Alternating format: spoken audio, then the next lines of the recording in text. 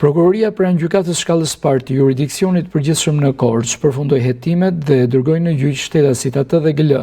për veprën penale të vrasjes me dashje të kryer në bashkëpunim, parashikuar nga neni 76 dhe 25 i Kodit Penal. Në përfundim të hetimeve mbi procedimin penal numër 387 të datës 23/12/2008, të pushuar më parë dhe të rihapur, prokurori i çështjes ka deleguar kryerjen e njësër veprimesh hetimore të kryera me metoda speciale me qëllim realizimin e një hetimi sa më të plotë dhe objektiv, duke marrë në konsideratë edhe kohën e gjatë të kaluar nga momenti i kryerjes së veprimeve hetimore të fundit.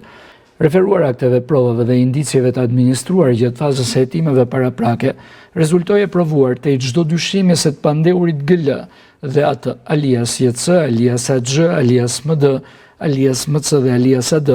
me datë 7/12/2008 rreth orës 00:10 në zonën e Athinës, në rrugën F. Palino, në bashkëpunim me njëri tjetrin pas një konflikti të dhunshëm mes dy grupeve shqiptare për motive të dobta, i kanë shkaktuar shtetasit AX dëmtime në pjesë të ndryshme të trupit e si pasojë e goditjeve me duar, grush, shkopinj dhe thik, ku referuar autopsisë si shkak i vdekjes është konkluduar dëmtimi i rënd i pjesës së majtë të kraharorit dhe zemrës që vjen si rezultat i goditjeve vdekje prurse.